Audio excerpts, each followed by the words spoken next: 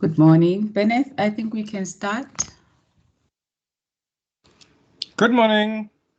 Good morning, colleagues. Good morning. Welcome to this morning session. My name is Njima Khabani. I am a project manager in the Division for Teaching Excellence, formerly known as the Division for Academic Planning, Quality Promotion, and Academic Staff Development. I would like to take this moment to welcome you and to thank you sincerely for taking time off your busy schedules to attend these sessions that we organized almost on a weekly basis. The idea behind these sessions is so that we can have a platform for discussions and engagement so that we can share insights on different strategies that could improve our teaching and learning practices. Today's session will be presented by Professor Johannes Cronje, and the topic of the session is teaching and learning in post-human times. Until very recently, we believed that people ran the world, but with the growth of internet and artificial intelligence, it has become clear that it was a combination of people and machines that actually ran the world. Then came 2022, and we discovered that the one in charge of the entire planet was a virus, COVID-19. So in a world of chaos, we learned so much about ourselves. So today, Prof. Cronje will be reflecting on what we have learned over the years, particularly in the past 2 years, and how that will change the way in which we teach. Prof. Cronje is a professor of digital teaching and learning in the Department of Information Technology at the University at the Cape Peninsula University of Technology. Prior to that, he was a Dean of Informatics and Design in the same university. He has supervised more than 140 master's and doctoral students and published more than 65 peer-reviewed papers. He is a sought-after international keynote speaker and has been a visiting professor at 7 universities internationally. Without wasting much time, I'm going to hand over to Prof. Cronje. Prof. Cronje, the stage is yours. Thank you very much, Chairperson. And, oh, sorry, I thought my camera was on all this time. There you are. Good to see you again. Thanks for this really kind introduction. And please feel free to remain unmuted and visible. It's always nice for me as a speaker. I have enough bandwidth at home, so it's always nice for me as a speaker to be able to have some sort of reaction. Otherwise, I feel like a radio DJ. You know, you make all this performance, but there's no feedback. And I think feedback is incredibly important. And yes, thank you for the introduction. And that's exactly what I'm going to be talking about. So to be able to frame this whole discussion that we're having. Jackie Batchelor says she's one of my 114 masters. Yep, so it is. Some people couldn't escape me, unfortunately. In fact, Jackie was at Cornwall Hill High School when I first met her. And in those days, it was my stated objective to take good teachers out of the classroom. And I was in the education faculty, and I remember that the education faculty got really cross with me when I said to them, my mission is to take good teachers out of the classroom. They said, but we are the Faculty of Education. Our mission is to put teachers into the classroom. And then I said, if you take a good teacher in a classroom, then there are 24 kids who benefit, or maybe 48 kids who benefit. If you take that good teacher and you take them out of the classroom and you put them somewhere big, then there can be thousands of people who benefit. And Jackie is one of the examples of a good teacher that I took out of the classroom, and the benefit to thousands of university students and children beforehand in various other projects that I know she's been working on. Those benefits just cry out. So it will keep on forever being my stated objective to take good teachers out of the classroom. And I think if that helps you to understand a little bit about me, that I'm a maverick, that I believe in looking at things from the other side, sometimes often deliberately, then you are actually correct. So what I'm going to do now, and I'm trying to model the process to a large extent of how I think we need to be working going forward. Now, apparently some people in this chat are outside of the organization, and they may have message-related policies that will apply to the chat. If you can't use the chat at all, feel free to unmute and talk. And then I'll just ask anybody in the room to type into the chat what you were saying. And in that way, we'll know what was going on.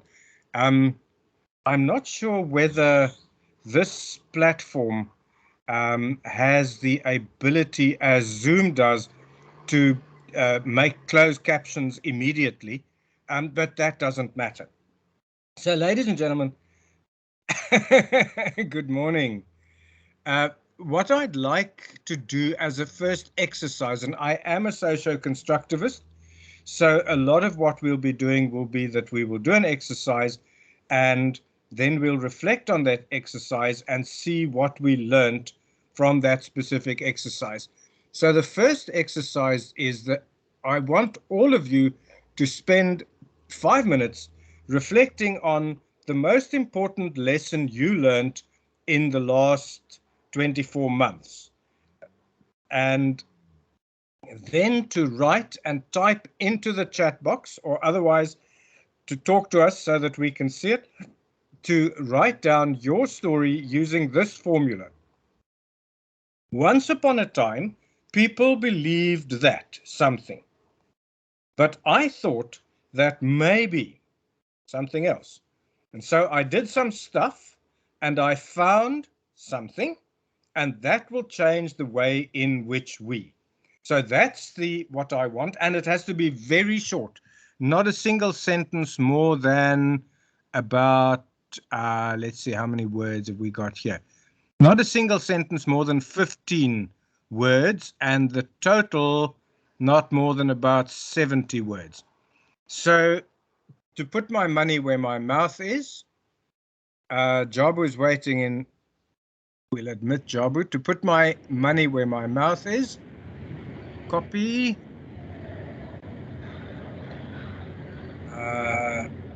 So Jabu comes in and he makes a noise. Okay, now he's quiet. Paste. And so I've put my money where my mouth is, and I've typed mine in the chat box. So if you like, there's the example, once upon a time. And I'm going to try and share my screen and put it up so that you can all see it. I'm requesting control, please.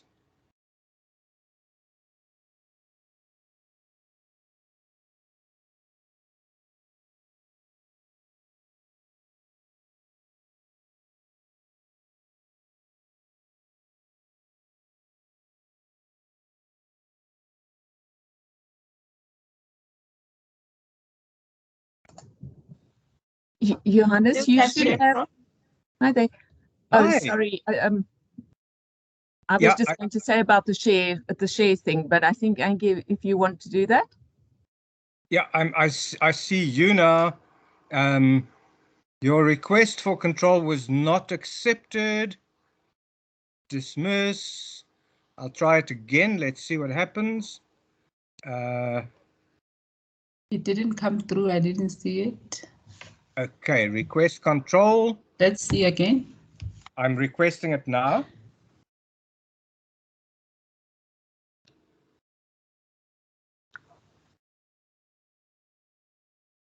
Nothing is coming through. Bennett, can you see anything on your side?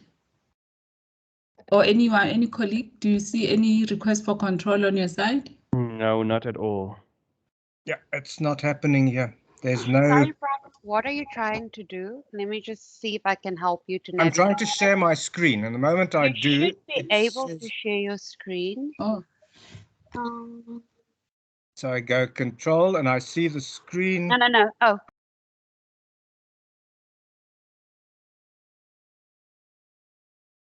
The moment I do that, it says request control. And then I have a little spinning wheel. Okay, so where the share button is. Yes. Um, I've used this program all my life. I know, I mean, as long as it's been there, I know how to share. You press the share button, then it gives you a number of options, and somehow those options are all grayed out. Then if I type on request control, now it says you control, then it says request, then I click on request, and then it says you didn't get control, your request was not accepted. this is a bit weird. can someone try to join from the division thing? Maybe the control can be accessed there. It could be that because I'm not part of your institution, it doesn't want to allow me to.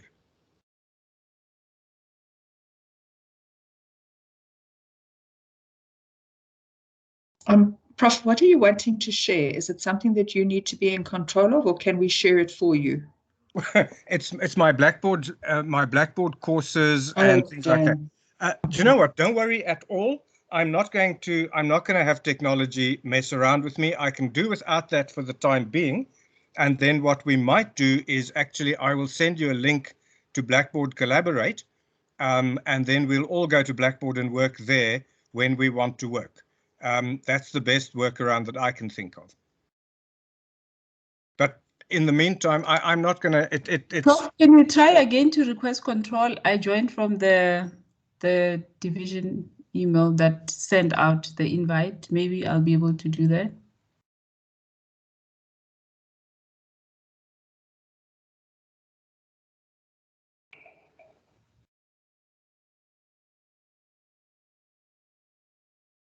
Still nothing. Yeah, still nothing. Okay.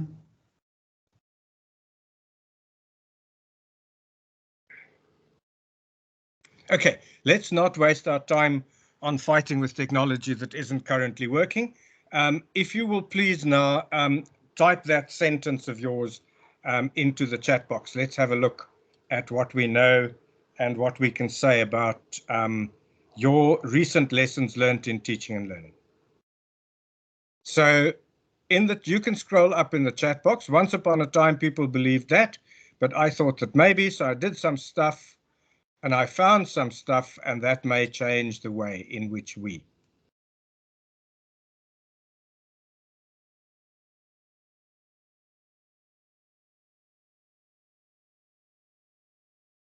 And while that's happening, I'm going to log in and out and see if that makes a difference.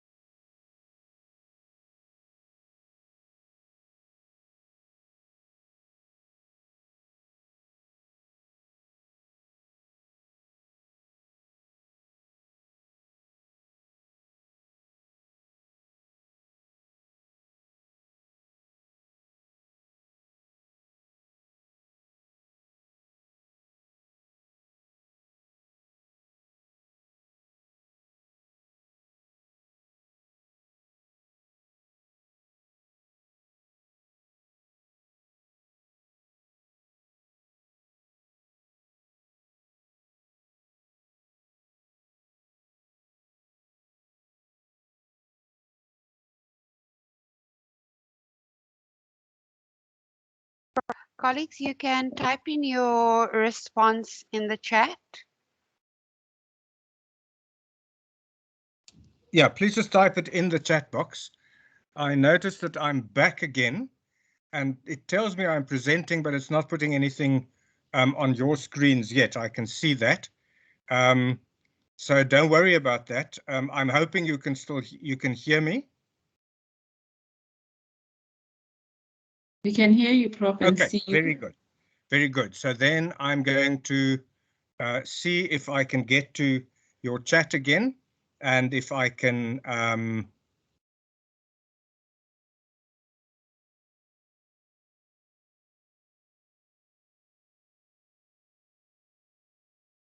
okay, so I'm in the chat box. I have logged in and out, and I'm trying to share, and it's looking as if it's getting a bit better, but there's nothing yet. But let's carry on doing what we came here to do rather than to sit and play with technology. So if you would start pasting down what you have learned. Once upon a time, people believed that, but I think that maybe, and so I did some stuff, and I found some stuff which will change the way in which we. Let's have a look at those.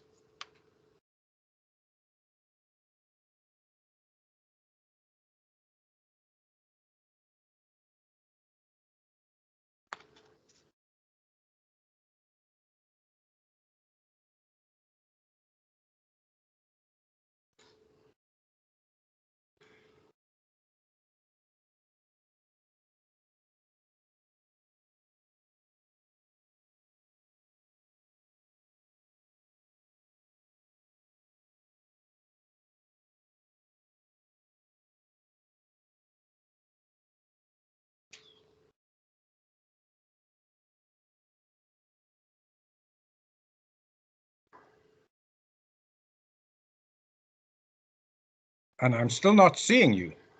I'm still not seeing anything coming from you. I'm not seeing participation. This is getting very scary for me.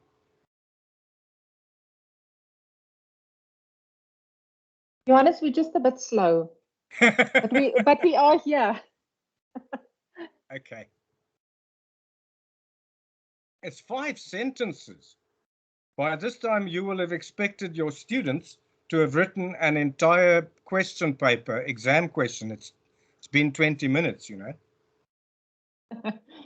Or do I have to understand that lecturers are a bit slower than their professors are a bit slower than their students?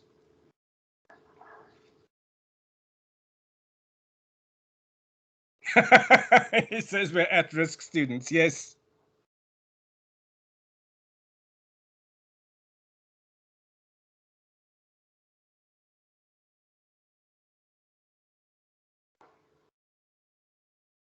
Then somebody claims that it's age. Shame, man. Once upon a time, I thought prac work could only be done in a lab, but I could do some of it online. So I found new programs and we tackled prac work. Absolutely. So this is, I think this is a brilliant little piece. The whole idea about prac work online. I'm noting that down. Once upon a time, people believed teaching was telling students what to do, but I thought that maybe students should learn proactively, and so I did some stuff using interactive technology like Mentimeter, and that may change the way we allow students to learn proactively. I love that. Mentimeter, I'm going to put that in. And the whole idea of proactive learning, standing back. Once upon a time in a face-to-face teaching, I thought I needed to give students as much info as possible, but the implications of COVID result in having me to authentically listen more than share knowledge. I'm really enjoying what's happening here, and I'm making notes about that. Desiree, I'd like you later to talk about the whole concept of feedback and of listening, and about the fact that if you look at the world as we know it with the internet and as we saw it happen, you know, students get the answer. You can find the answer. Well, Google finishes your sentence while you're typing the question. Google finishes it and then gives you the answer before you've even pressed enter. So in that sort of world, what do we have to teach? And what do we have left as university professors? Where's our power base now? Our power base used to be that we were in charge. We were the custodians of the knowledge. Now we are no longer the custodians of that knowledge. And so how do we know? What are we custodians of? And I believe that the really thing that we are now custodians of is measuring the actual learning and assisting students to be on that path. So our superpower now is feedback. And Desiree, you I know are part of my evening group where we meet on Zoom, and you're part of my WhatsApp group. And I think you will notice there that that whole thing is based on feedback. Me giving feedback to students, students giving feedback to me, and this constant feedback to one another and so on. And it is that authentic listening thing that you're talking about. I think to take listening as the big paradigm shift, because if you think about right at the beginning of COVID, what did we do? We had to look for our students. We had to find them on WhatsApp. We had to email their friends. We had to email them. We had to phone them. We had to do all sorts of things to try and find them. So our movement from going out there and presenting to them reversed, and we became the lookers for. Then Jackie says, once upon a time, people believed that you were born before technology will be forever left behind. But I thought maybe they just have to play with technology to overcome their fear. So I organized a few sessions with the BBTs to change the view of technology forever in the classroom. And that's absolutely correct. I always find it funny, particularly when I was a 60-year-old dean, and sort of 50-year-old people would tell me that, old people just have trouble with technology. I used to say to them, I can kick ass with a first-year student when it comes to technology. I can set up spreadsheets with lookup tables. Don't come and tell me that old people don't know about technology. Who taught me how to do a spreadsheet with lookup tables? Google did. I Googled it and I saw a YouTube video, and then I made a lookup table. So there's no magic. I used to think that because you teach it, they will get it. Yes, if you build it, they will come. That big fallacy. Then I realized that engagement is a crucial part of teaching. Yes. So I decided to focus on engaging students in lectures which activated their thinking and reasoning in class. Engagement. Now, this is another one that that I find fascinating, particularly in postgrad students, is that there has been, particularly in the sort of 2020s and starting sort of about 2019 thereabout, there was this renewed interest in Tinto and engagement, and there was this even earlier, 2013, the SASSI, the South African Instrument of Student Survey of Student Engagement, and so on. Everybody ran after Tinto, saying as long as you're just engaged. Now, what's her name? Desiree, who spends some time with me and my evening students, will be able to tell you that engagement is one of the things. But there are so many other variables over and above engagement. And we can tell you a horror story, Desiree and I, about our own doctoral student that we're sharing, who is deeply engaged. She's a front runner in the class. And then 2 weeks ago, her car gets broken into, and her laptop with all her data, the laptop she bought with her own money, gets stolen. And then she says, can I please take 2 weeks off? Now, she can be as engaged as she likes. She's got no control over what happens in her car. So there are other variables that we need to consider all the time. And this is, all these things excite me no end. Once upon a time, people believed that only lecturers can assess students prepare, but I thought that maybe families, relative, can be part of reflective exercise, and I did some assessment to involve the family to provide feedback with WhatsApp, and thought maybe we can change the way students get feedback on their personal strengths, and saw it change. This is brilliant. I hope you're going to, who is this? Thea. Thea, I really, really hope you're going to convert this into a doctorate of sorts, or at least a paper, because there's a lot of work about peer assessment, but work about assessment outside of the classroom. And if you think about it, that's what we did. Throughout my academic life, I never submitted any decent work before giving it to my mommy to proofread. And that was even at a time when I was working on things that she had no idea about, like computers and education. She still had to proofread it to make sure the spelling was right, to make sure that I didn't end sentences with prepositions, to make sure that the flow was logical. Even though she didn't understand what it was about, she could still see whether it was good writing. And that's something I think I miss with a lot of my students. The other one there is also in second language or third language things. I have a master's student currently who is a third language speaker of English. And so one would argue that I should be lenient if she writes poorly. But if you're a third language speaker of English, that does not absolve you from looking for a topic sentence, which is the most important sentence, which goes first. It does not absolve you from arranging your sentences from most important to least important. It does not absolve you from arranging your paragraphs in a sequence from most important to least important. You do not need to be a first language speaker of a language to be able to do that. Once upon a time, I thought student collaboration and brainstorming could only be done in the design class, but then I thought we need to share more effectively online. So I organized Miro board and was amazed how students engage with each other's work in an online Canvas space. Absolutely.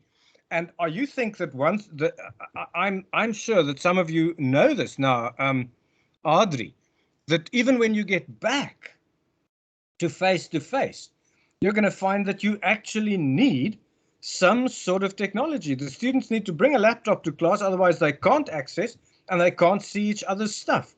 I'm seeing more and more people now that we can meet face to face.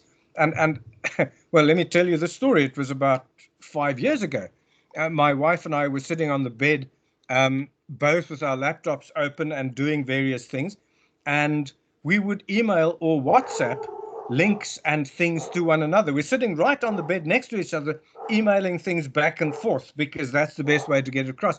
And I remember one of my son's friends walking into the room and seeing this happen and saying to my son, dude, you've got cyber parents. But we do now live there. My mom's two best friends passed away with months of each other.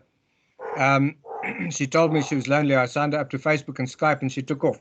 Then I got an iPad and she does it online. Casts from her iPad to her TV, watches Netflix and BBC, and gets annoyed with people younger than her, 78, who do not know how to do. So yes, may affect speed, but not necessarily my skills. That's absolutely correct.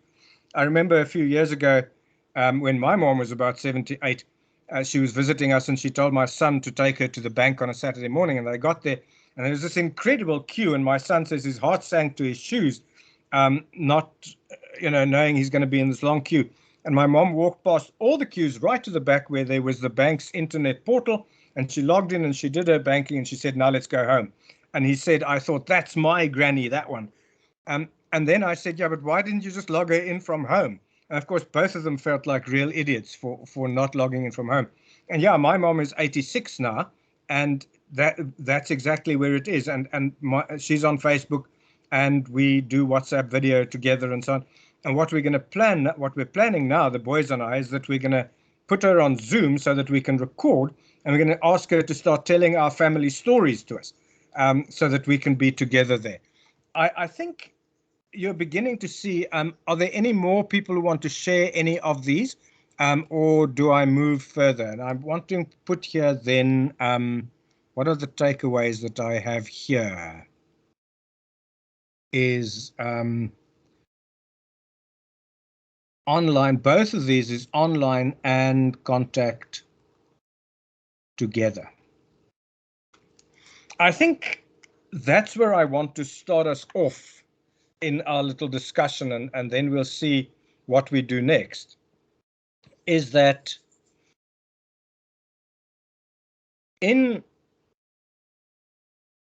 we need to know now. Last night the president told us to all intents and purposes, the state of disaster is over, and we're going to go back to what everybody calls the new normal. And essentially, we're going back. And my concern is, how far back are we going to go? And this is about the first time that I've heard any politician promising to take us back. Most politicians say we're going to go forward. Now we hear we're going back. So that is scary to me. And I'm wondering if our metaphor is correct, saying back to the new normal, or are we going to go forward to the new normal, and are we going to try and find some sort of way in which there's a convergence to get the best of both worlds? Now, many of us already had that best of both worlds before COVID struck, because we already had all our work on the virtual campus. It was there, it was there for students to be able to work ahead, etc. We already had a WhatsApp group with all our students, and we already communicated between classes with all our students via that WhatsApp. So our next thing would be that we would have better technologies to integrate with those students. And the question I think we're going to start asking ourselves going forward is, what is, well, Jackie, you may remember that when I gave you feedback forms at the end of any contact session that we used to have, the master's course that I taught that Jackie was in worked on a Thursday, Friday, Saturday model. Students would come in on Thursdays, Fridays, and Saturdays, and then go home and spend a month working, and then come in for a Wednesday, Thursday, and Friday again. And we worked on email groups in the meantime, because this was the mid 90s. But when they came for a face-to-face session, one of the questions on the course evaluation form was, I would have been able to do this work at home. And if a student said yes for that, then I felt that my course had failed. Any contact work needs to be set up in such a way that you couldn't do it at home.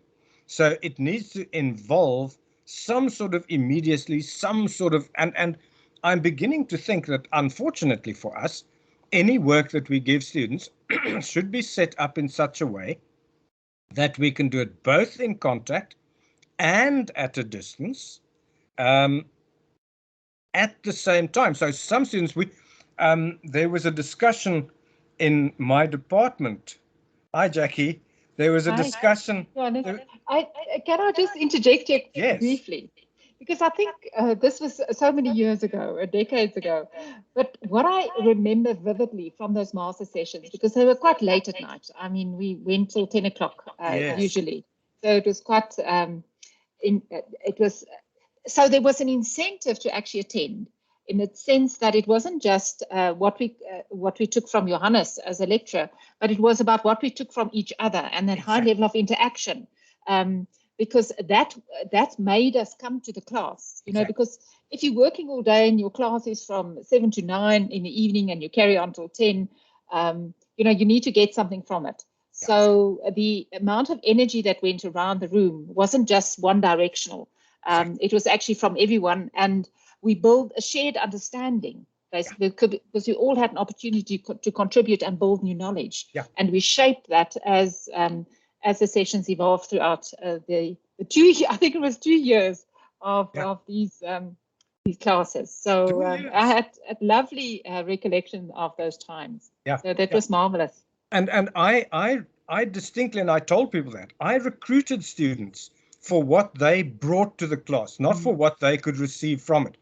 And you may even remember the time that I phoned students in I'm trying to remember her name, but I won't name and shame here. But I phoned a student in Vereniging and said, you've got to come. And she said, no, I'm not good enough for your class. I said, why do you think I called you? You need to come and tell your stories. Get in your car and drive to class. And she did. And she finished all the way from Paris or somewhere like that. So, and I used to say that, and I still say that. Desiree says it's still happening in the Tuesday sessions.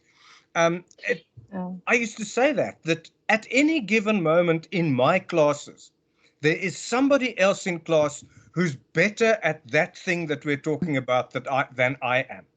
So if we're talking about coding, Johan Fischer, he kicks my ass with coding. If we're looking at visual design, Johan Muller, he kicks my ass in visual design. So there's somebody better than me in absolutely everything. My superpower is being able to create that sort of hype, to throw things in and then to support and to make the chase happen. And those of you who follow me on Facebook will know that I keep on putting controversial things. So there's this whole lot of fighting going on. And it's usually good-hearted fighting. If it's bad-natured fighting, I stop it. And so that sort of creating a buzz. But you know what makes it fascinating for me is that means, strictly speaking, that we are going all the way back in time now to the early times of universities. Even if you look at how Jesus taught, he had 12 discipuli and they walked around him and he spoke about what happened at a certain time. He did not sit them down in symmetric rows and talk unidirectionally. And he spent more of his time asking questions and doing parables and saying, well, what would you do in this sort of, and not giving answers, giving questions. And so that to me is one of the challenges. So let me go move us on then a little bit to my new favoritist my new favoritist thing in the whole world.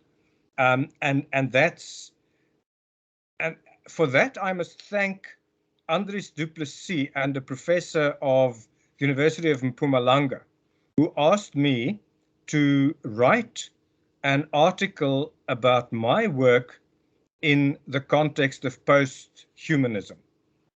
I've always been a postmodernist. My doctorate was in postmodernism, but this post-humanism stuff, I couldn't understand one word of it. And he was talking about the cyborg, and he was saying all sorts of stuff. So I wrote an abstract, and it came back, and he said, no, but he wants post-humanism in it. And I wrote back saying, you know what, shove this. I'm going on with other stuff. I'm not going to do this post-humanist stuff. And then he said, but Professor, you are already doing post-humanist stuff. Read this paper by Rosie Braidotti and see what you're doing and see how those two get together. And I did, and I realized that, and it changed my life. And I think this is something for all of you who live in this idea that there is such a thing as a good teacher who doesn't have to do research. Because unless you do research, you simply cannot be on top of your game. So you find some lecturers who traditionally are known as good lecturers. And they are the ones who tell the funny jokes. Year after year after year, the same funny jokes. And they've got the same transparencies that they may have got their daughters to convert into PowerPoint. And so there's this file going, they have this file of the same work being repeated year after year after year. And everybody likes the jokes because they've been polished over all these years. And then on the other side, on the student side, in the residences, there's this file of photocopied notes about this professor running parallel year after year after year. And they're often known as good professors, but they're not. They're just popular. And because it's, if I know the number of times, and I know how frustrated my students would get about that, they would send me a chapter and I'd say, this is brilliant. Now add a little bit of this to it. And it goes back. And the next time they bring it, then I would say to them, do you know what? I've just published a center paper for review in which I said more or less the same things. And the reviewers trashed the paper in this and this and this field. And they're absolutely correct. So do you mind just changing that a little? And Desiree will tell you that happened to Ian Kennedy. He was doing a really nice study using socio-constructivism. And I said, no, go away. I've learned about post-humanism. Think about post-humanism. And so let's talk a little bit about the post-human condition. And I'll tell you about my favorite person, who is Rosie Braidotti. And her book's name, I think, is called just that, Posthumanism. Let me look for it. No, it's called The Posthuman. And you really just need to look at the, I'm so sorry I can't share screens now. You need to look at the cover of The Posthuman. In fact, if somebody out there would just Google for Rosie Braidotti, Braidotti, the Posthuman, and then share your screen with the cover picture.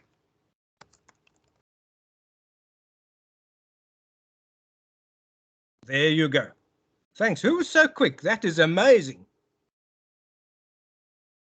Oh, it's Desiree. Desiree, well done. And so there, can you see, it's the Vitruvian non-man. So it's that same old Vitruvian that you remember from Leonardo da Vinci. If please tell me it's Leonardo, not Michelangelo. It's Leonardo's, but where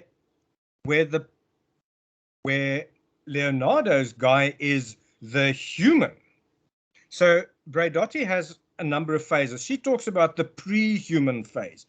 And the pre-human phase is the time of when we believed that nature was running things, and when we believed that gods of various kinds, thank you, I stand corrected, that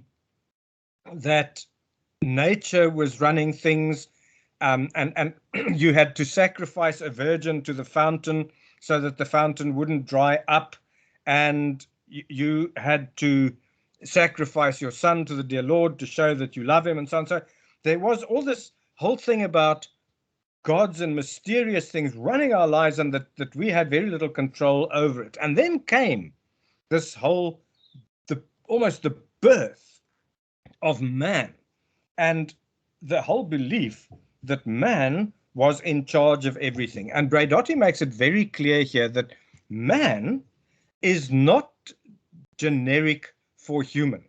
Man really is almost generic for old white men.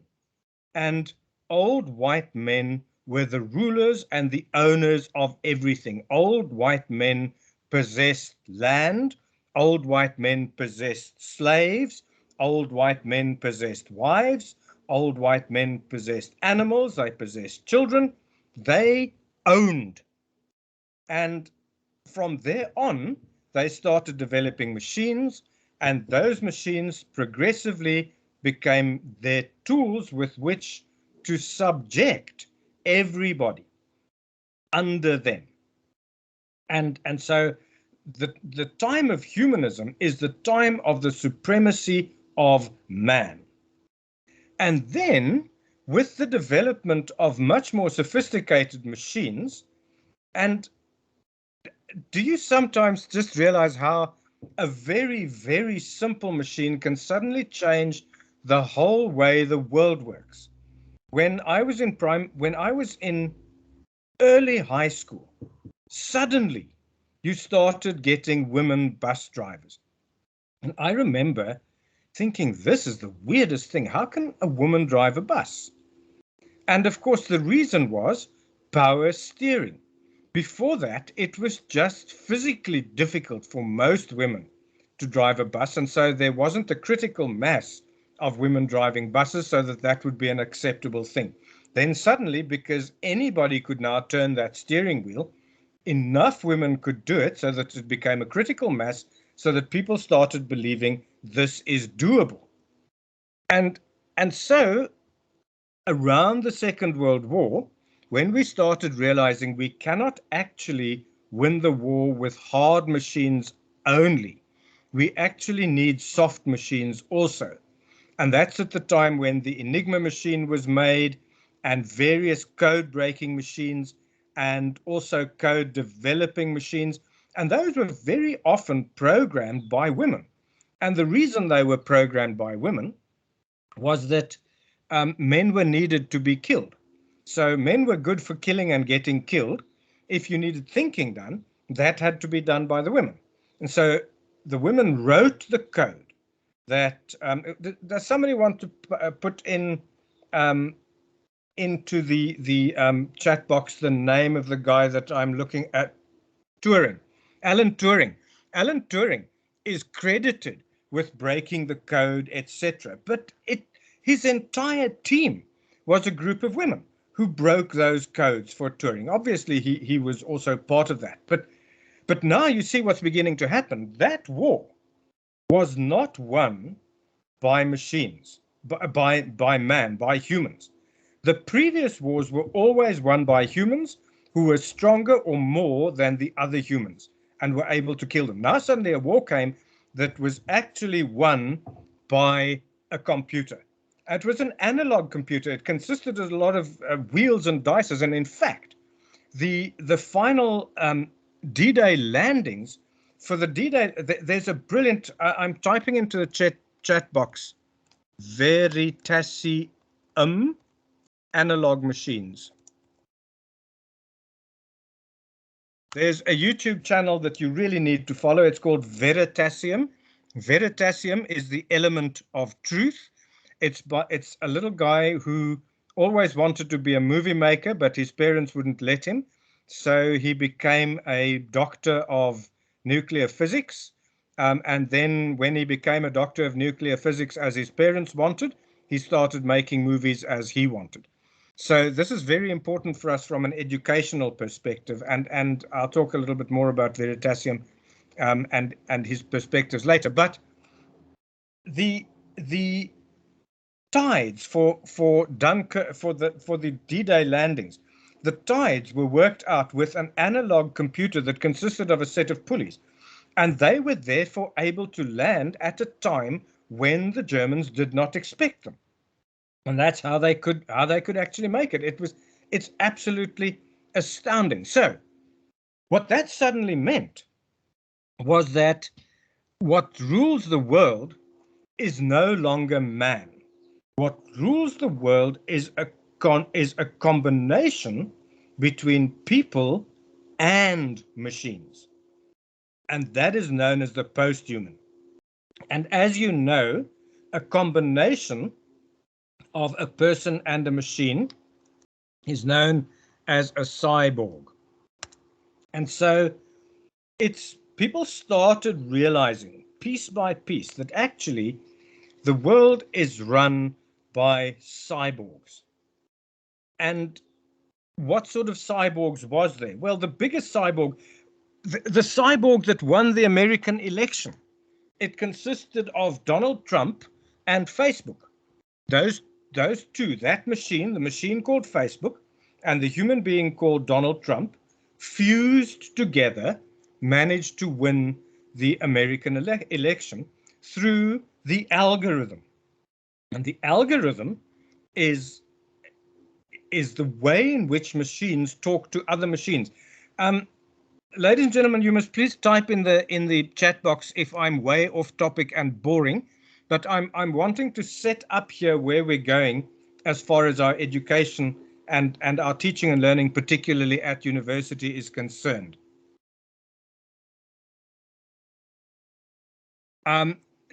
Joseph, I'm not going to go there.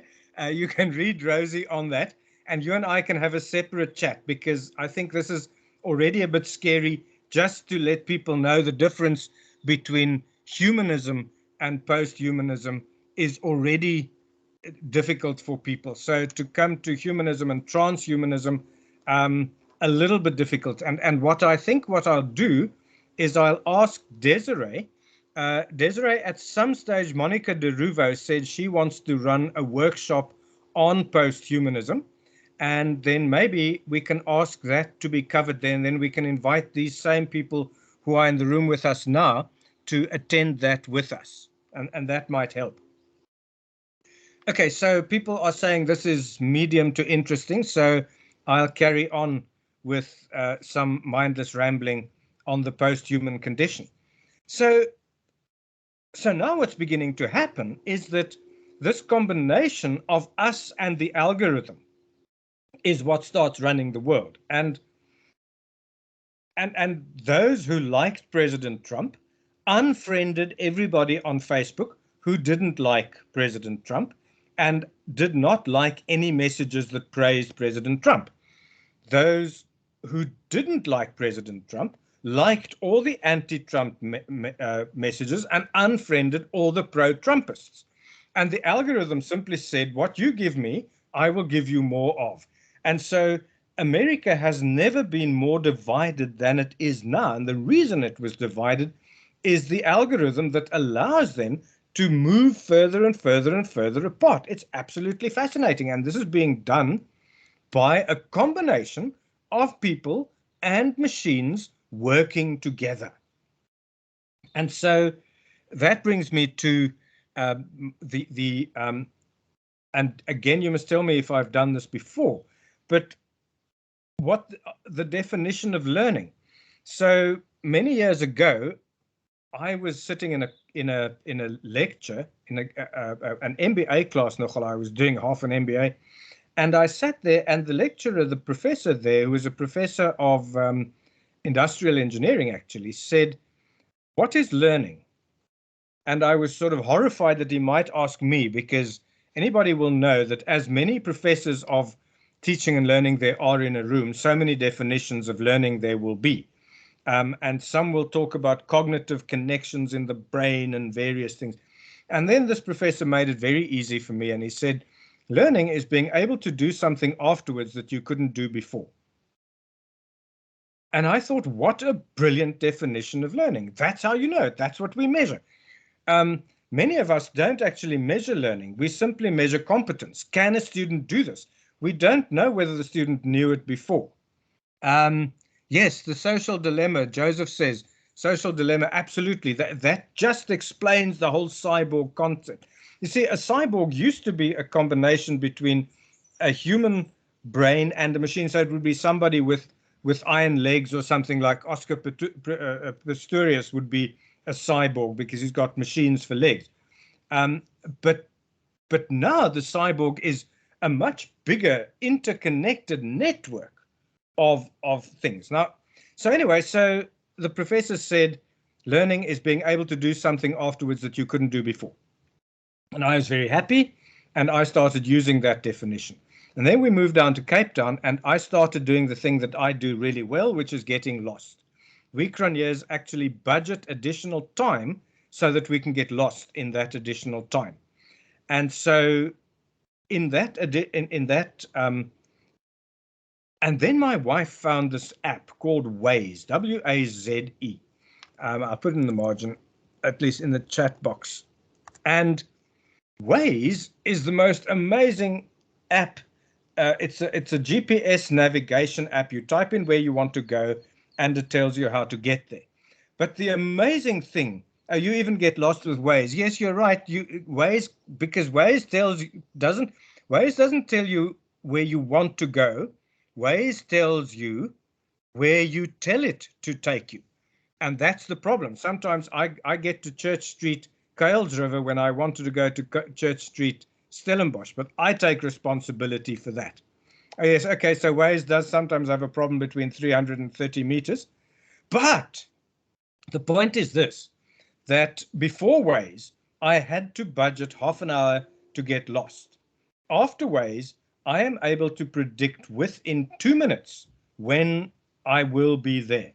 And from where I live, if I want to go from one campus to the other, Waze is sometimes quite happy to tell me not to take the shortest route, but to go past the usual turnoff onto the R300 and then to work my way back because there was something going on Robert Sobukwe Drive, because Waze knows even that. And so now I can get to work on time without ever getting lost. But what have I learned?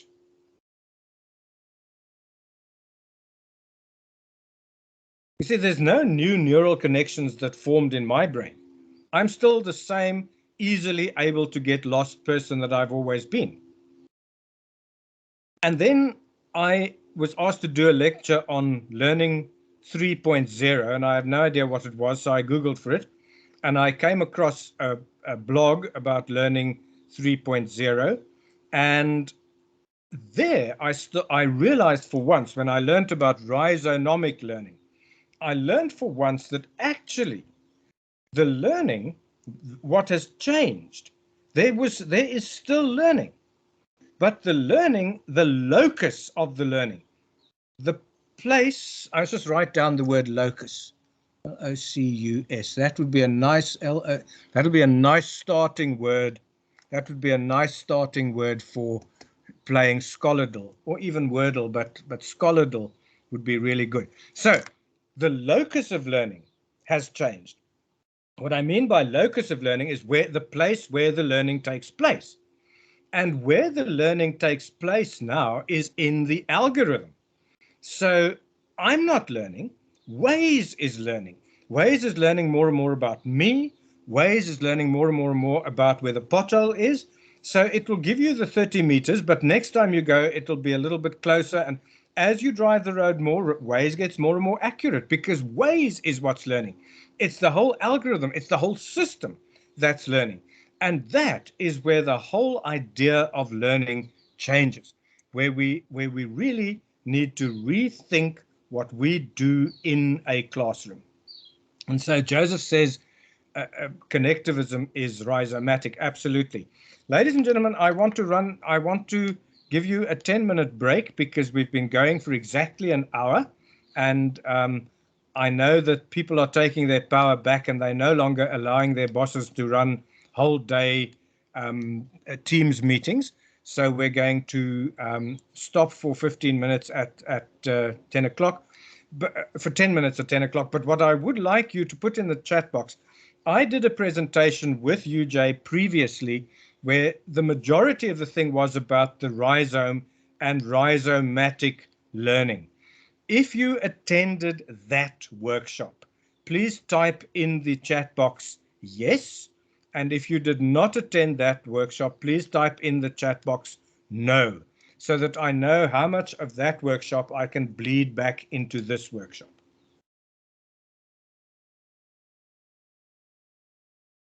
And so with that, I'm going to switch off. I'm going to now switch off my camera and my mic, and I will see you at exactly 10 past. And it makes me really happy that you're all saying no.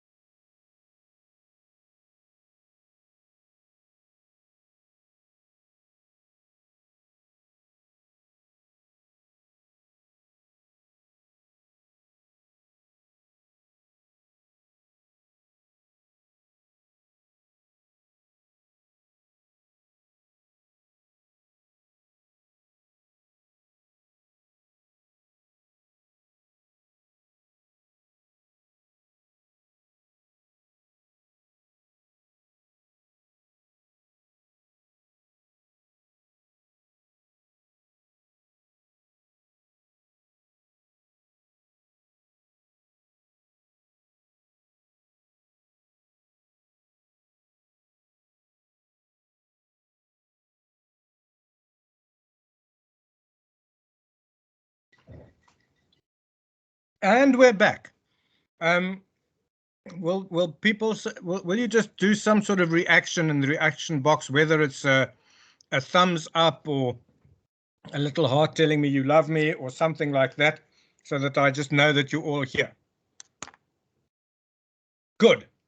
So welcome back, everybody. And I'm glad to see there are still 46 of you. Desiree, thank you. I'll send a heart back as well. It makes me feel good. Right, there we go. So let's carry on with our little story here, because it gets even weirder than where it's been. So we've now argued that it is the cyborg, a combination between humans and machines. But Bradiotti goes further and says, actually, no, it's not just machines. Let's say that it's a combination between humans and non-humans. By the way, when you read Bradiotti, she has really cool words for that, like anthropocentric and non-anthropocentric, etc. Don't worry about that. Just listen to what she really says underneath all that. And so if you look at 3 years ago, how nature itself shut down the whole of the state of California with some fires and said, look, you want to do global warming? I can warm myself. I'm a globe. I can warm myself. I'll just set the whole of California on fire and you'll not be able to drive on Mulholland Drive. And that's just what you want to do.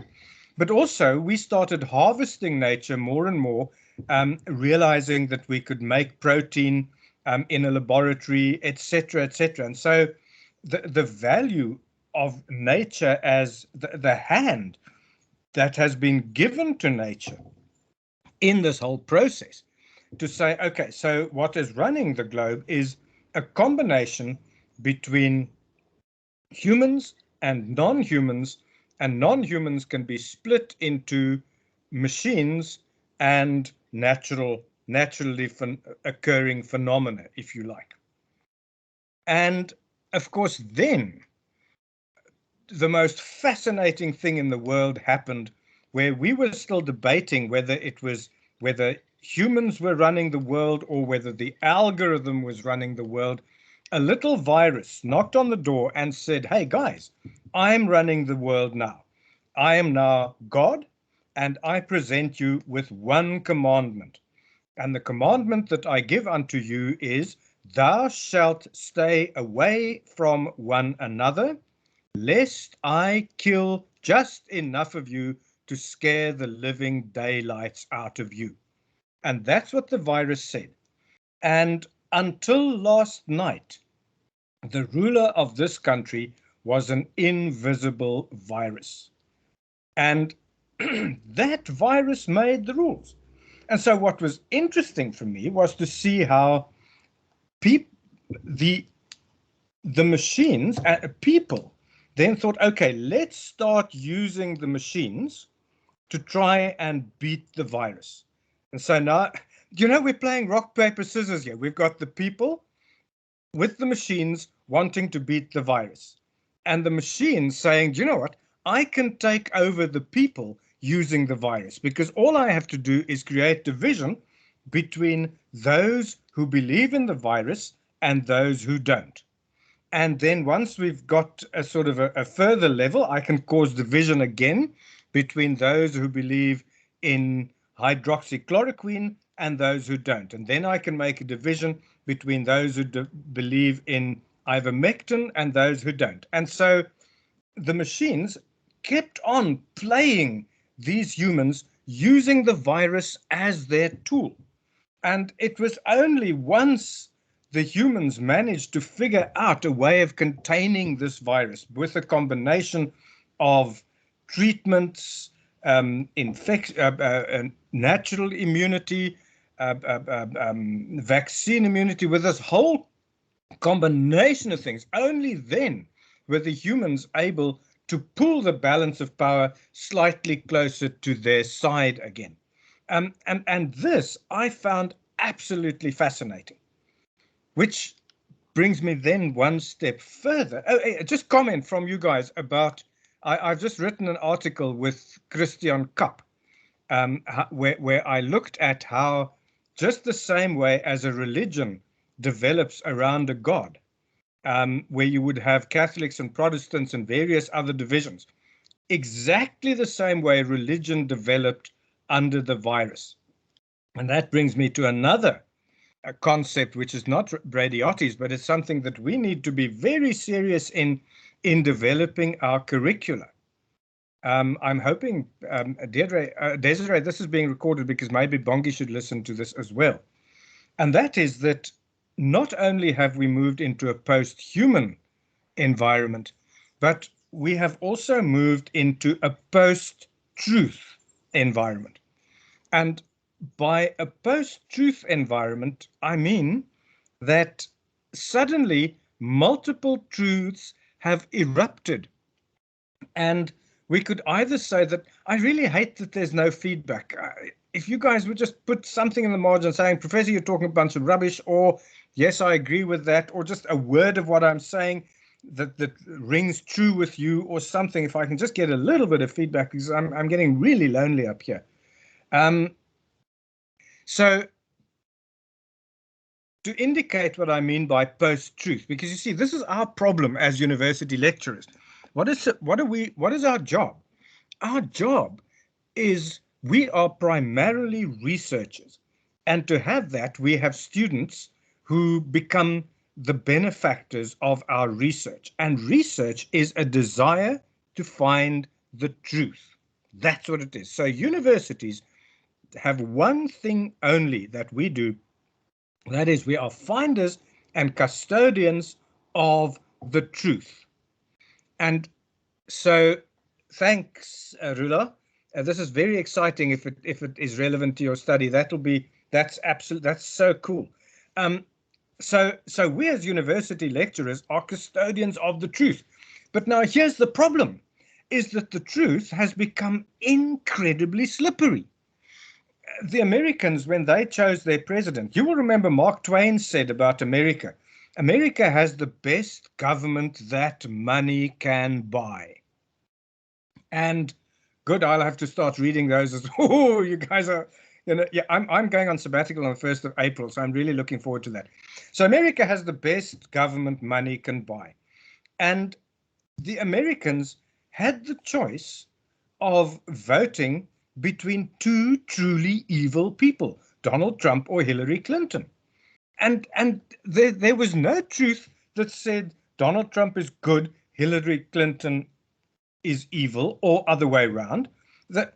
Exactly, fake news becomes the news. And there is this, and it becomes the truth for that group of people. And so what we have to sort of start getting used to is that there's a sort of a truth continuum going on, because where I sort of draw the line comes with flat earthers, where flat earthers, initially I used to think that they were just a joke, because they were a debating society that said we believe the earth is flat because everybody has proven that it's round, yes, spherical, but nobody has actually set out to prove that it is not flat. And this is where the whole climate change deniers comes from too, is it is very difficult to find the actual authority upon whom you can pin your truth.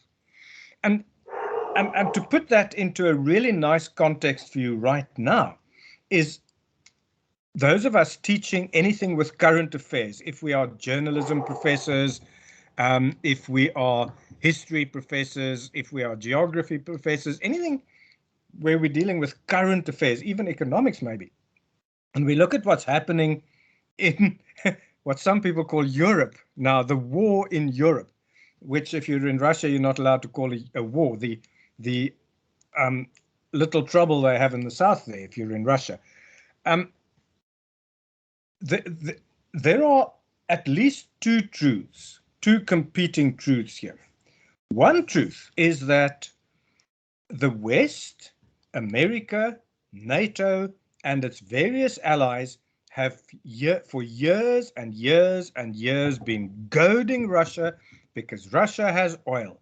And the threat has got to such a stage that Russia has said, I've got to defend myself and I've got to put a buffer in, and the buffer I need is Ukraine. That's the one truth. Rula, I love what you're saying, because she says the truth is surely much older than our current times. And so, Rula, we're going to, just after this, I'm going to show you that we've come full circle. So I'm just making a note for myself here. So the interesting thing, Rula, is that there was a time in the early days of the National Party, worldwide, in the 1950s, where there was one truth, and it was absolutely true, because the old white men said it was. And we had no other source of information than the old white men who told us that it was true. So life was simple. Everything was true. You had to canal your roads, you had to build tar roads, you had to drive cars, you had to buy a new car every 5 years, etc., etc., etc., because the old white men said, and that's why it was true. Now suddenly there's this internet eruption, there's all this information, and we're beginning to say, no, but the old white men have lied. And now we're beginning to say, but everybody's lying. And I think we're sort of almost saying, yeah, and that's exactly where Socrates, where you're quite correct at speaking with Socrates, who says, actually, the truth moves itself away all the time. When you try and catch the truth, Plato says, no, there's an ideal truth. It is there. You can find it. Socrates says, no, the moment you think you've got the truth, it moves one step further back. And so what's been interesting here is, let me just finish the Ukraine story. The other kind of the story you will also know, which is the story that says Russia unfairly and illegally and in violation of international law invaded Ukraine, which is also the truth. So we're having these two truths. But then those two truths together make a meta truth. And I read a really interesting commentary, I think it was in the Mail and Guardian, about that, which says, actually, what's going on here is not aggression between Russia and Ukraine, or the East and the West, or NATO and Russia, or whatever. What's going on here is a very clear indication of the failure of our institutions. Places like the United Nations, places like those institutions are not able to deal with the world the way it currently is. And that's a closer approximation of the truth. But then again, it moves further and further away. And so, yes, Rula, I'm so glad you typed this in. I'm really liking the interaction in the sidebar now. Is that we have come full circle. Remember, I said right in the beginning that nature was in charge, and nature said you've got to sacrifice a virgin to the waterfall, otherwise I will stop running, or you've got to, you had to make some sort of sacrifice to a natural phenomenon to get somewhere. And what have we been doing for the past 2 years other than making huge financial and other sacrifices to a natural being, which is the virus? And so what has happened is we've gone absolutely full circle, and we're right back at the fact that we are beginning to realize just how completely vulnerable, how completely powerless, and how completely at the mercy we actually are. And that to me is a whole fascination again. And so Bradiotti calls that nomadic theory. So I'll just type that into here, nomadic theory, so that you can read it if you like. And nomadic theory holds that we are all nomads. And you remember that nomads are people who carry just enough to survive and move to where they would be safe. And Bradiotti is absolutely enamored and obsessed with apparent contradictions that are at the same time contradictory and aligned. Yep, she was a student of Deleuze and Guattari, so that's where she got it. And I'm going to go on a little bit later now with oh, for goodness sake, rhizome theory, which is Deleuze and Guattari's. So the thing about nomads is that they are at the same time. We arrive somewhere and we leave. So there's, as we arrive somewhere, we're actually leaving from somewhere else. So at the same time, we are both coming and going. I think this, to me, is the thing that one needs to get one's head around with Braidotti, is that these things happen at the same time. These contradictions are all apparent contradictions, because they are and they are not.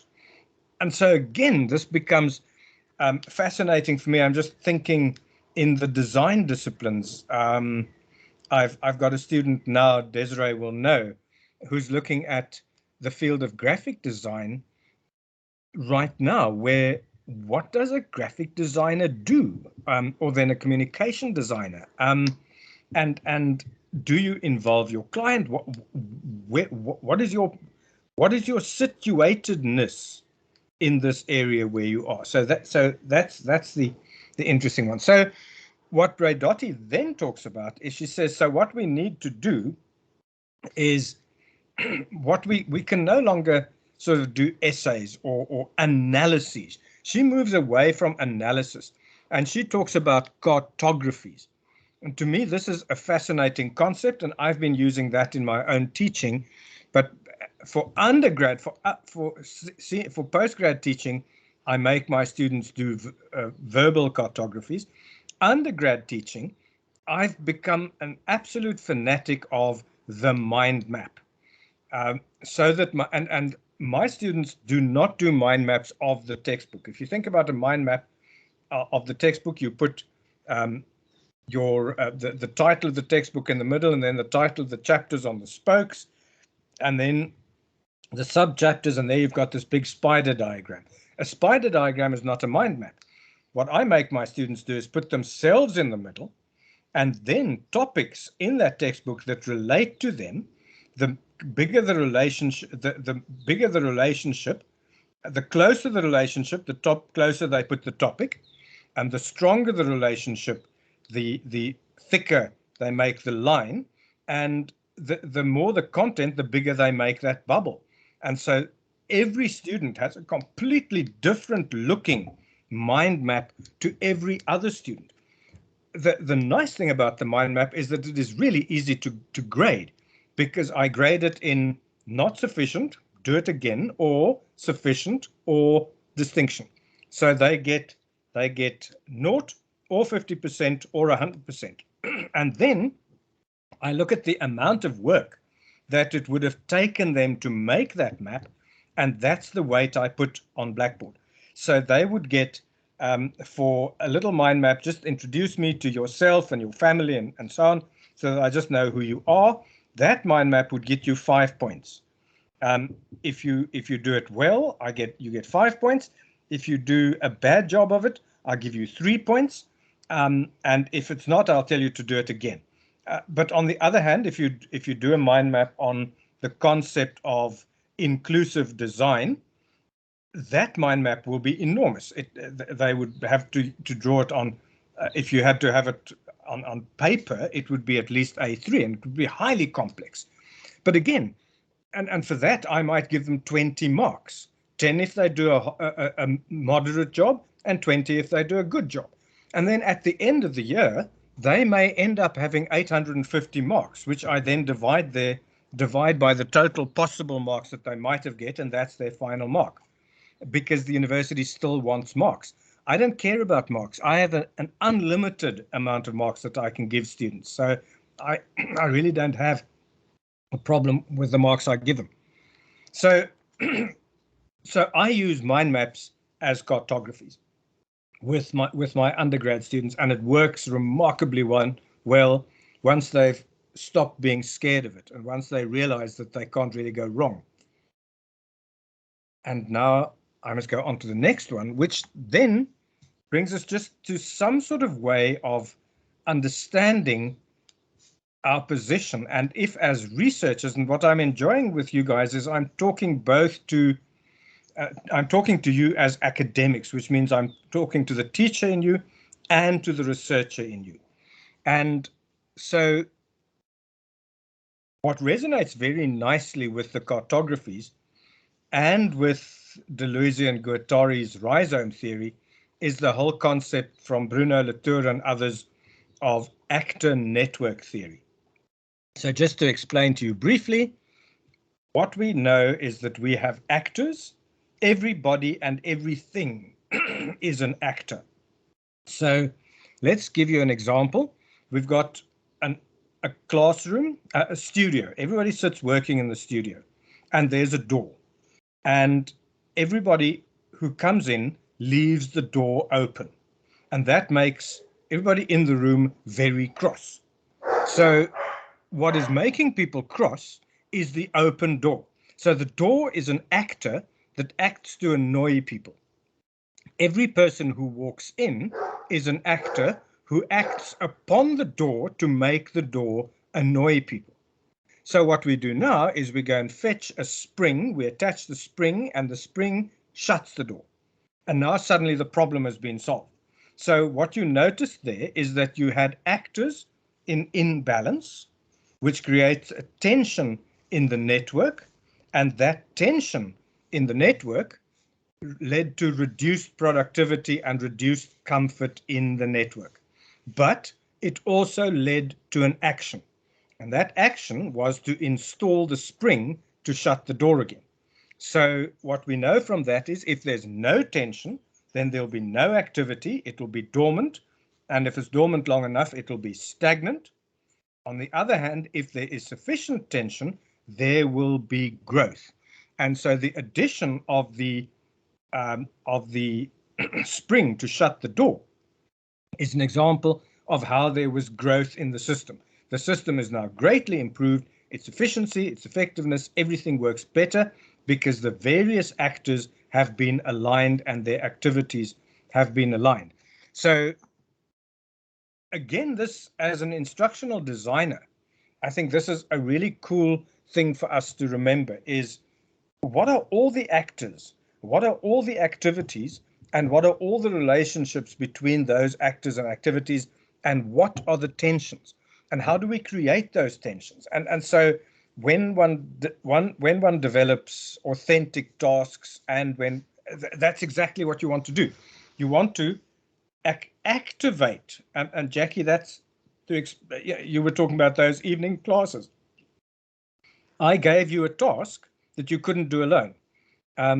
But I also knew that some of the actors had some of the information and some of the skills, and so if I designed the task in such a way that the actors were sufficiently motivated to complete that task, then there would be enough tension. I also sometimes put too much tension, and then the next morning I would have a very cross class, and I would have to redesign the thing to get it to run again. So then I'm going to move on to the last bit, and this is going to be interactive. You've got a job now, and for that I put up a link, but I'll put up the link again. And so this is the thing that changed my life when I had this real problem about oh, thank you, somebody's sharing Menti. That's very nice. Okay, so you must finish the Menti before you leave. I've got half an hour left, is that correct? Or am I on my time now? Yes, Prof, you are on track. I just wanted to share it so that people that leave earlier are able to complete it. That's a very good idea. That is a very good idea. So, ladies and gentlemen, I've got this Google form that I'd like you to fill in response, and I've put you the link there. If you put any word in there as an identifier, that's fine. If you put your name there, at least if you put your email address there, then I might put you on my mailing list and you'll get notices of conferences and job offers and things like that. I'm not guaranteeing that, but I'm also not, I'm just warning you that that might happen. So you can put any identifier. If that identifier is an email address, I might use it. And then I'm going to take you through this thing that when I had to do this Learning 3.0 talk, I Googled for Learning 3.0 and I came across Steve Wheeler's blog, and Steve Wheeler's blog taught me about rhizome theory. And that then explained to me how all these things that I've talked about now come together, particularly for teaching and learning. And those come in the characteristics of the rhizome. So Deleuze and Guattari, I think their sort of height of the one I always cite is 1990, but it certainly goes earlier. But Deleuze and Guattari said that we need to get away from the idea that the world is structured as a tree. And so when we do branching tree diagrams of our knowledge structures of anything, those trees will eventually break down because the world is not structured as a tree. The world is structured as a rhizome, and a rhizome is an intricate root system. Jackie, if you want to Google just for rhizome and then pictures on Google Pictures and share your screen and show us what a rhizome looks like, then you'll see the first thing that always comes up is, I'm not sure whether Jackie is still there. If anybody else wants to do that. Yep, I'm here. You are on the way. Exactly, Rula, a ginger root. And when Jackie's going to Google for it now, and then the first thing we will see will be the ginger plant, because that's the one they always show. And so there we are. There's the ginger plants. And you can see that those roots are very complicated and they're all deurmekaar and they grow into one another. So it's not one plant, one root. The roots are shared by all the plants that have them. And that's what makes the rhizome so fascinating, that everything is connected to everything else. And so there are 6 characteristics of the rhizome. And as I talk you through them, I'd like you to rate the extent to which you think your own current teaching and learning is aware of this rhizome. Yeah, absolutely. Arno says grass is also a rhizome. Yep, as is a mushroom, which is my favorite of all the rhizomes. So the rhizome has 6 characteristics, and I'm talking to facilitators of learning, and so you will know that one can't remember 6 things. There are 7 deadly sins. I do all 7 of them, but I can't remember more than 3 at any given time. So instead of giving you the 6 characteristics of the rhizome, I'm going to give you 3 pairs. And those 3 pairs are connectedness and heterogeneity, multiplicity and asignifying rupture, cartography, and decalcomania. Those are the 6 characteristics that I believe need to form the basis of our instructional design, of our teaching and learning, of what we do. Oh, thanks, Jackie. You can leave that one up. That's really cool. And so, yep, that's really cool. So I'm going to start with, and I'm going to talk you through them and sort of look at how they are really interesting for us. So the first one is connect. They call it connection, which means that everything is connected to everything else. And it's only if you now start looking at the price of cooking oil in South Africa to realize how close we are to the Ukraine. There's a war in Ukraine and we pay more for cooking oil because they are the world's largest producer of the stuff. And now that, so your fish and chips is connected to Boris Putin. That is how connected this world is. It's absolutely insane. You can't have fish and chips without thinking of the Russian war. So this is fascinating in the first place. But more than that, in our knowledge systems, things are connected. And what annoyed me at high school was how artificially things could be disconnected. So we learnt about vectors. I failed vectors in standard 8. I went to school when we had standards. So I failed vectors in standard 8. And my goodness, there I got a chance to fail it again in standard 8 maths. In standard 8 maths, I failed vectors. But that was okay because I got another chance to fail it in standard 9 physics. So the mind boggles that the concept of vector, there is just vectors, but they get taught separately across 2 different years, and neither teacher recognizes the one with the other teacher. We are prophets of separate pain. And so my challenge to you is, are you connecting your teaching and learning with the other subjects around? Are you exactly Siemens theory on connectivism? That is the subset of this whole thing. And it's also the whole idea. I remember many years ago speaking to librarians where it was Achie Gerrits who explained to me that a librarian's job is to keep students away from books. And I thought, how can you say that? I thought it's your job to give us books. And then I figured it out for myself. Yeah, but only the right book.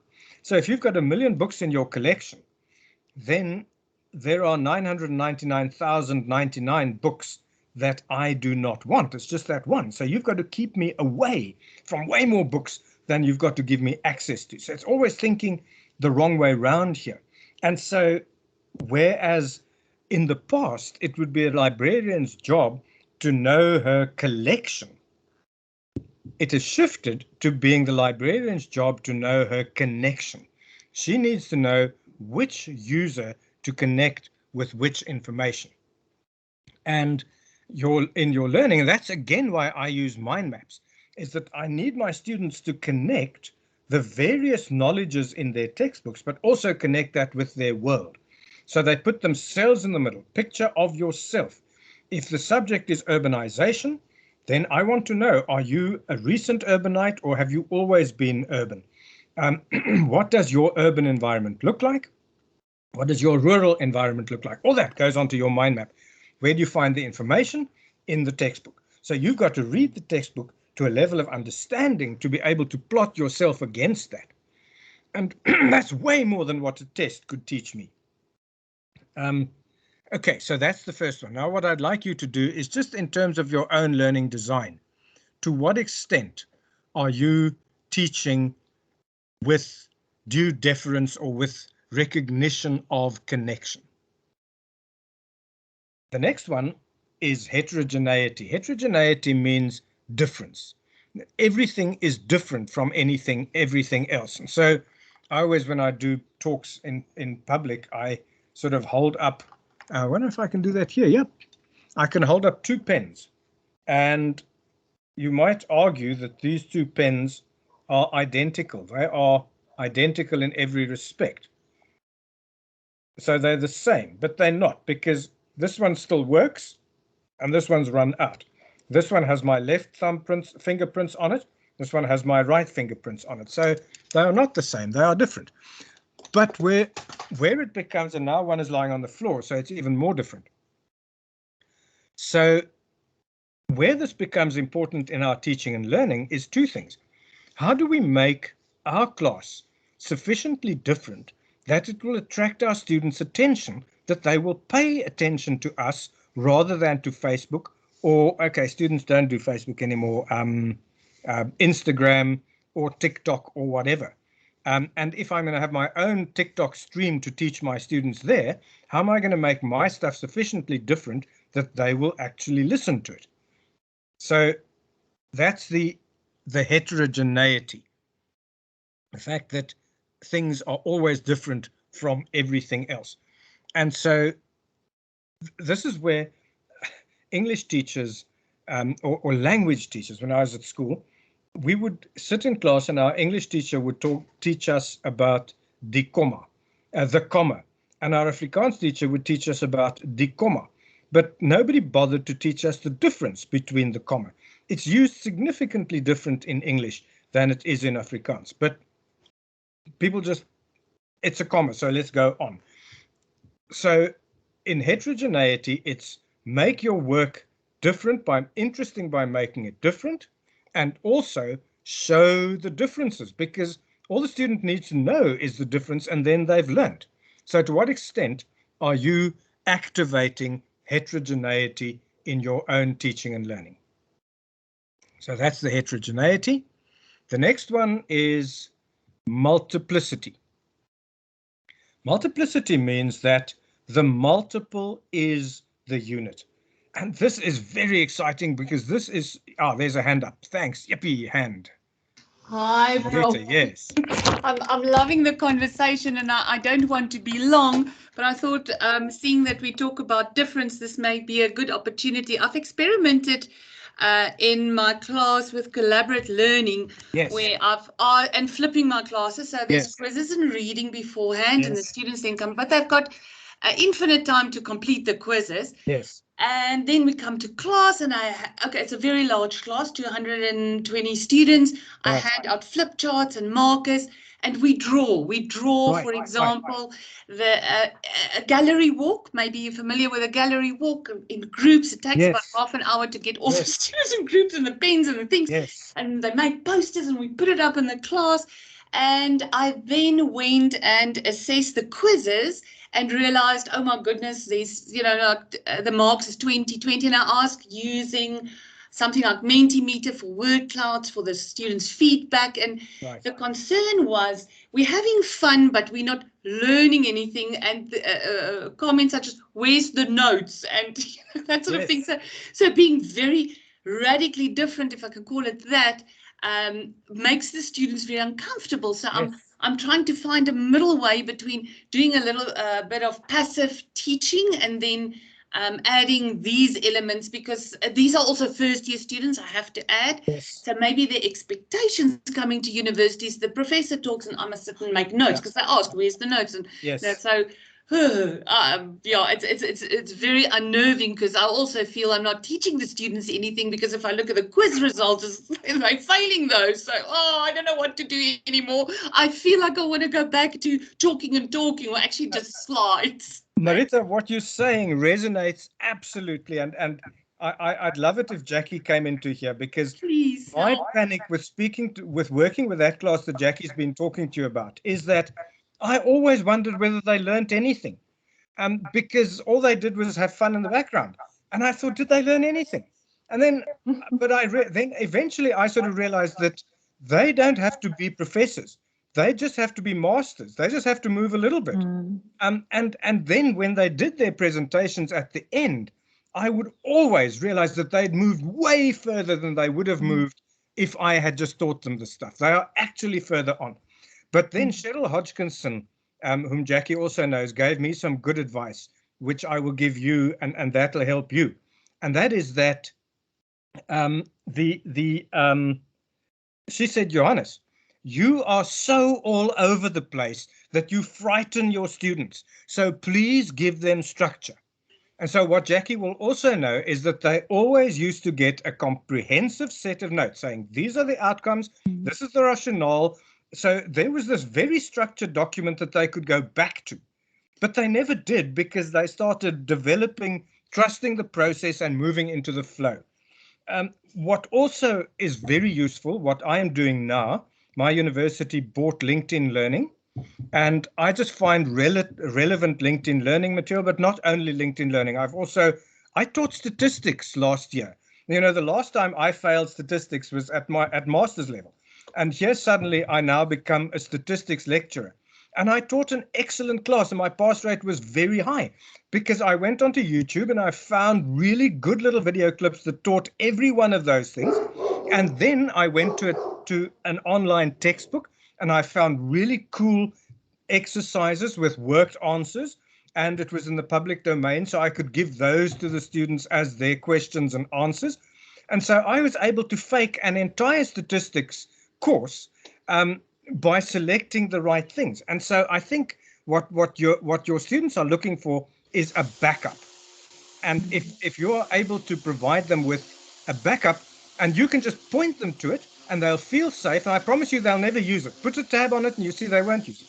Because they have pre-recorded lectures of which the slides are actually the backup, but they feel, because while they were doing because they could do anything, words, pictures, whatever, they said, a few students came to me and said, when are we starting to learn anything? And I discussed what learning is about, but I could see that they were like staring at me. Yeah, What is this? They need to understand that. Desiree, you will remember the University of Pretoria's absolute expert in, not university, CPUT's absolute expert in that, Julia Brevis.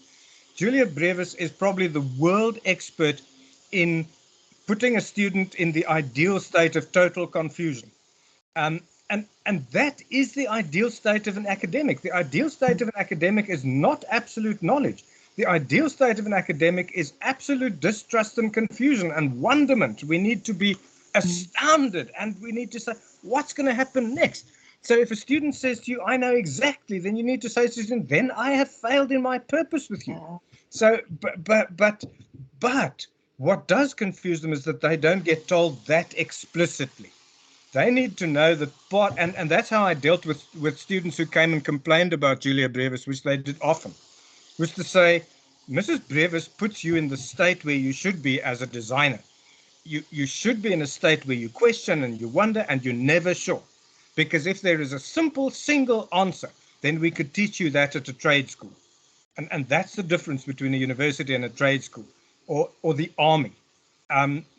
If there's a single answer, we can't teach it at a university.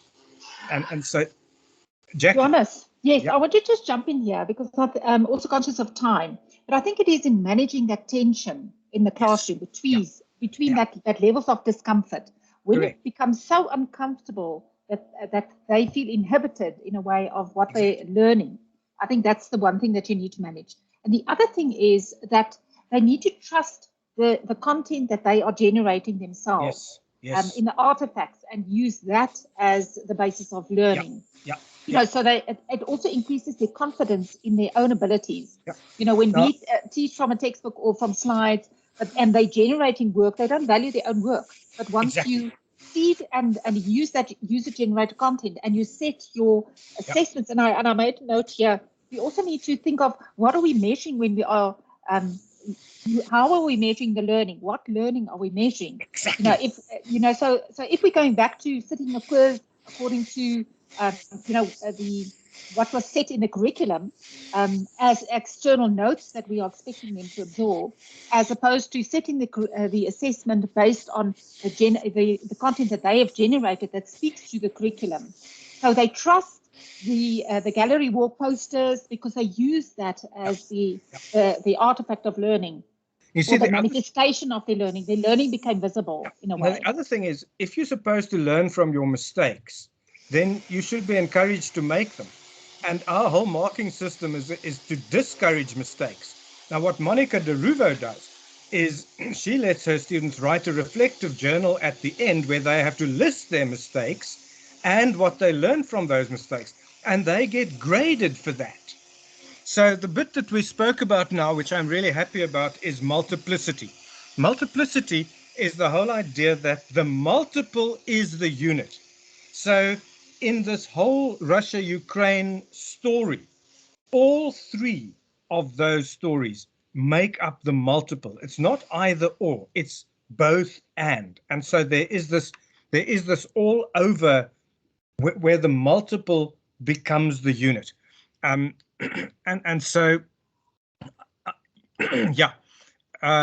you also see that in the way I described with traveling with Waze. Why Waze works is that all of us who use Waze send our positions to the cloud, and the cloud can then see where we're going based on that. If there are more than one truth, then all the truths need to be recognized. Something I like doing with students is to, even when things can't be ranked, I ask them to rank them, because it makes them think about them. The next one I want to look at then is A signifying rupture. And A signifying rupture is that thing where when my wife's dogs run through the clivias and they break the clivias, I get very cross. And she doesn't understand why I get very cross, because if they've broken the clivia in half, then all we can do is take those two clivias and plant two pieces and plant them, and you have two new ones. Because as you break parts of the rhizome off, you can put them in again and they will grow more. And so in one's teaching and learning, what we need to ask ourselves is, to what extent are we showing students where that knowledge has broken off from. What is the plant from which this knowledge has developed? And then we need to show them where this knowledge will grow to. So I'm hoping that you have now voted for A signifying rupture and for multiplicity. But we know that concept too from transfer and teaching and learning for transfer. That's really all that A signifying rupture is about, is that learning must be able to be transferred somewhere else. I have 5 minutes left and 2 more. Next one is cartography. So about the mind maps, a cartography is a map that has entry points and exit points. If you look at a map of the world, for instance, if you go over the top, you actually pop out in the bottom again. You can get into a map from any area. You can leave the map from any area. And so what I used to do when I first learned about mind maps, I was fascinated. So I would go onto the board. It was still in the days when there was chalk, and I would draw these elaborate mind maps on the board while I teach. I would develop this mind map. And when it's all done, I would turn around and look at my class, and I would see that they have all also got mind maps. And then I realized, and that's what Deleuze and Guattari says, I had a map on the board because I made it. It was my map. The students had tracings. They did not have maps. They had tracings of my map. And this is the important thing, that cartography means that every student must have her own map. And that's why I put the student in the middle of the map. They must put their own picture in the map, and then they must develop the map outward from the center, which is them. And then they can't copy from one another and so on. So please just vote the extent to which you are allowing your students to develop their own maps of their of how they work. And the last one, Jackie, if you could Google just under images for decalcomania. This is my favoriteest word in the whole world, decalcomania. If you could just Google for that, I should be most grateful. Would you like it under images or just the meaning? Images, yeah, images, please. So there you have them, ladies and gentlemen. Decalcomania is how they make, is this endlessly repeating patterns of things. Jackie, if you can scroll down, you'll find a teacup, I hope, or one of those with those Chinese, very intricate Chinese sort of repeating patterns. If you don't, it also doesn't matter. The rest of you can go and Google for it. But decalcomania is all about endlessly repeating patterns, and you can see how they're made. They're made by decals. There's little pieces of plastic with ink on the one side, and you at least the paper with ink on the one side, and you put it down, and you put it down. And so it's all about endlessly repeating patterns, and they're all the same, and at least they're all identical. No, they're all the same, and no two are identical. If you look at all these things, you can see that it's decalcomania. No two are identical, and they're all the same. And that is the challenge that we have as teachers. How do we teach in a rhizomatic world where how do we teach students pattern recognition? Because there's the one that you can see how the sewing machine is a really nice example of how the little gold leaves are placed. They're the same leaf placed up and down and different sides and so on, and they make these beautiful patterns. So the challenge that we face then is, how do we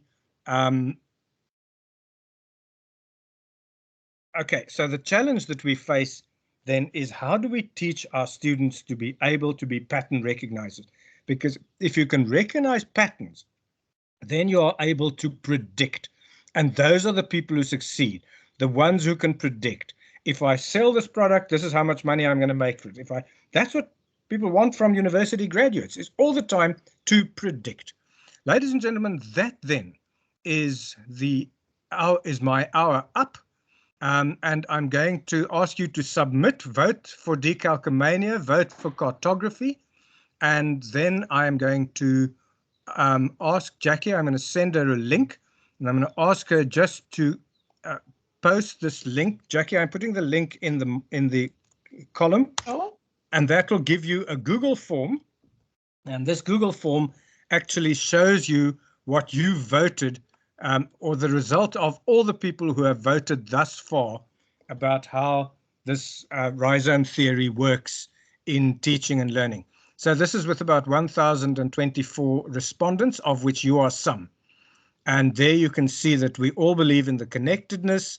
We are actually quite poor on teaching our students cartography, but we do believe that decalcomania and pattern recognition is something that we concentrate on to some extent. So, Jackie, there's the next one, the rhizome character, the other tab. Yeah, that's quite interesting, but it's the one called rhizome characteristics around us. Yeah, that's the one. Ladies and gentlemen, that's the end of my story. I want to thank all of you enormously, and for your contribution, for sharing, for little for your applauses, your loves, all those things. I want to thank Jackie in particular for rescuing me when the technology failed. But what I was hoping with you guys is to model the process, to say, if your technology fails at any given moment, there's somebody in the room who can do it better than you can. And I was lucky in this room at that given moment, Jackie was able to project a screen better than I can, and it could work. That's my story. Thank you so much for attending, and let's hope we meet again sometime when we will smile. If not, well, then this parting was well made. Keep them peeled, and may the force be with you. Oh, thank you so much, Prof. This was one of those powerful sessions where people just want to engage continuously. And thank you to your former students, Jackie and Desiree, for stepping in when needed. Thank you. So, Desiree is not a student. Desiree is my co-supervisor. I learn a whole lot from Desiree. Oh, yeah. I'm still a student. I'm still learning. Can please, colleagues, may you please complete the Menti so that you can air your views? I mean, yeah. We all agree that this was one of those good sessions, and we would like to put this in our records so that we can evaluate. Prof, I think we may need to organize another session with you. Yeah, why not? I don't know what else I can talk about, but when you come back from the sabbatical. Or while I'm there, it gives me a bit of time. Ladies and gentlemen, thank you so much. Thank you so much, Prof. I just asked everyone to switch their cameras on just to wave goodbye, at least so we can see everyone. Oh, look at all these pictures appearing, all these people on the screens. We've been here. Yeah, well, I'm happy to know that. Some people are sitting on the beach, and some are in their bathrooms. Okay, bye-bye, everybody. Bye, everyone. Thanks, Johannes. Cheers. Thank you. Thanks, colleagues.